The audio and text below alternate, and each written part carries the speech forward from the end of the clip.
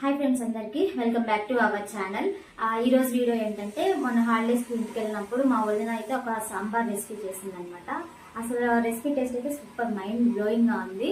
ఆ రెసిపీ మీతో అయితే షేర్ చేసుకోవాలనుకుంటున్నాను. ముందుగా వీడియోలోకి వెళ్ళే ముందు మన ఛానల్ని ఎవరైతే ముందుగా చూస్తున్నారో సబ్స్క్రైబ్ చేసుకోండి.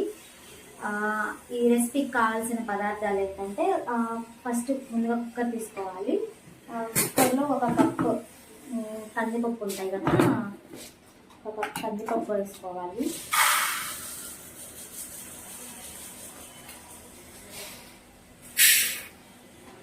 దీన్ని బాగా వాష్ చేసుకోవాలి. వాష్ చేసుకొచ్చుకున్న తర్వాత కొంచెం చిటికెడు పసుపు వేసుకోవాలి. చిటికెడు పసుపు వేసుకోవాలి. రావట్లేదు. కొంచెం పసుపు వేసుకున్న తర్వాత ఒక 1 టీ స్పూన్ కొంచెం చూస్తున్నారు కదా, కొంచెం ఆయిల్ వేసుకోవాలి.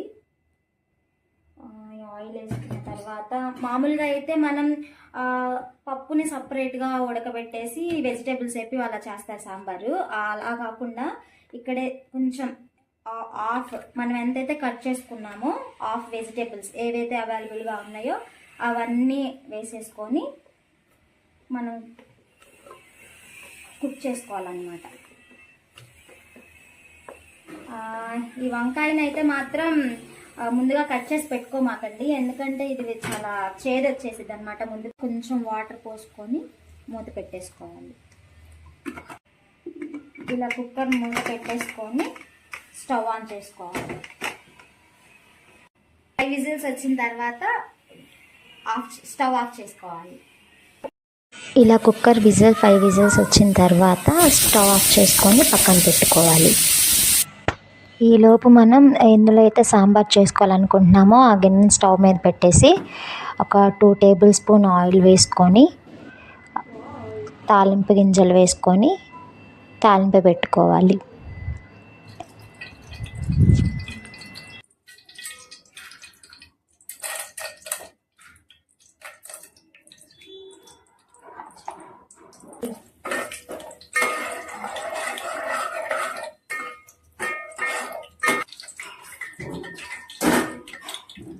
ఇలా తాలింపు వేగేటప్పుడు ఒక 2 ఎండుమిరపకాయలు వేసుకోండి. ఈ తాలింపుకి ఎండుమిరపకాయలు అయితే చాలా టేస్టీగా ఉంటుంది. గుర్తున్నట్లేదు కదా నీకు. వేసుకున్న తర్వాత మిగిలిన వెజిటేబుల్స్ ఉంటాయి కదా, అన్నీ ఆనియన్, క్యారెట్, సొరకాయ, పచ్చిమిర్చి, మిగిలిన ముక్కలన్నీ వేసేసుకోవాలి.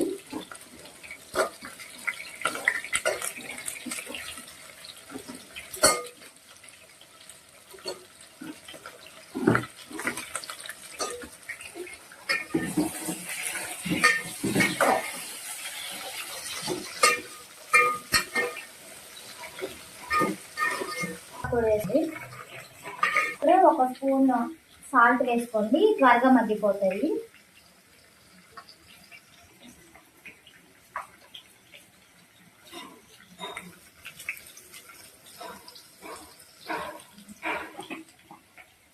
ఇప్పుడే కూరగాయలు మగ్గుతున్నప్పుడే మనం దంచి పెట్టుకున్న వెల్లుల్లి వేసుకోండి. ఫ్లేవర్ అయితే చాలా బాగుంటుంది.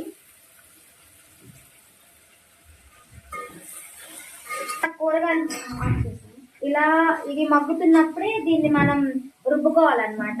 ఆ మిక్సీలో అయినా వేసుకోవచ్చు, లేదంటే మన దగ్గర పప్పు గుత్తి ఉంటుంది కదా, దాంతో అయినా చేసుకోవచ్చు. ఇలా చేయడం వల్ల బెనిఫిట్ ఏంటంటే కొంతమంది వెజిటేబుల్స్ తినరు, సాంబార్లో తీసి పక్కన పెడతారు. ఇలా చేయడం వల్ల ఆ విటమిన్స్ అనేవన్నీ మనకి వస్తాయి అన్నమాట.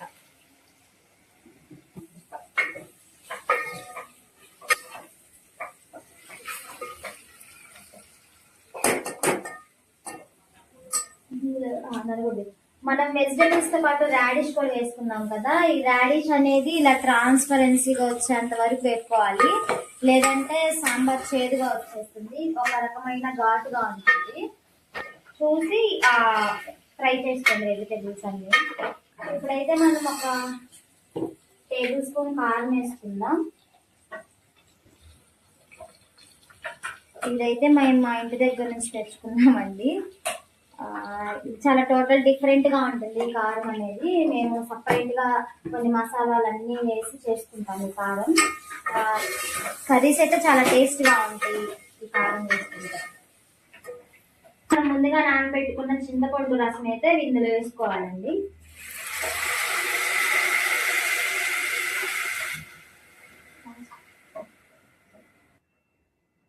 ఇలా క్వాంటిటీకి తగ్గట్టుగా మనం వాటర్ పోసుకోవాలి, పులుపుకి తగినట్టుగా.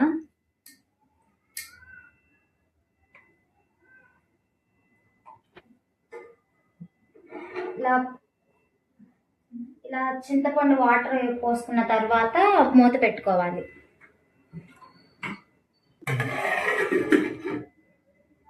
ఉడుకుతున్నప్పుడు మనం ముందుగా రుబ్బి పెట్టుకున్న పప్పునైతే వేసుకోవాలండి.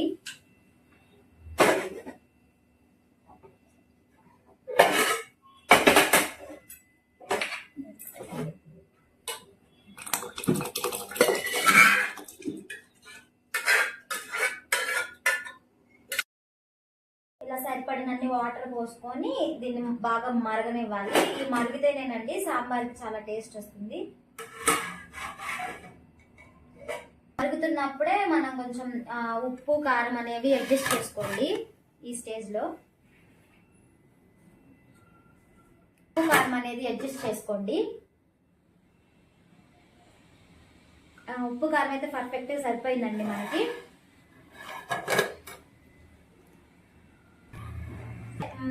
ముందుగా కడిగి పెట్టుకున్న కొత్తిమీరని అయితే వేసుకోవాలండి.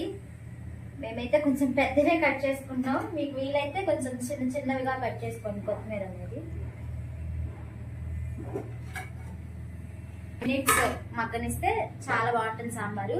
ఇక్కడ మీరు కనుక ఈ రెసిపీని చూసినట్టయితే సాంబార్ రెసిపీ రెడీ అయిపోయిందండి. ఇక్కడ స్పెషల్ ఈ సాంబార్ స్పెషల్ ఏంటంటే మీరు గమనించినట్టయితే మనం ఎలాంటి మసాలాలు యూజ్ చేయలేదు, కానీ టేస్ట్ అయితే చాలా బాగుంది. అండ్ మనం వెజిటేబుల్స్ కూడా పప్పుతో పాటే ఉడకబెట్టాం కాబట్టి చాలా ఆ వెజిటేబుల్స్ లో ఉన్న విటమిన్స్ అన్ని మనం అబ్జర్వ్ చేసుకోవడానికి బాగుంటుంది. ఈ రెసిపీ అయితే చూసారు కదండి, మా వదిన స్టైల్లో ఈ సాంబార్ రెసిపీ. మీకు కనుక ఈ వీడియో నచ్చినట్లయితే మీరు కూడా ఈ రెసిపీ మీ ఇంట్లో ట్రై చేసి ఎలా ఉందో కమెంట్ బాక్స్లో కమెంట్ చేయండి. అంతే వీడియో. Bye bye.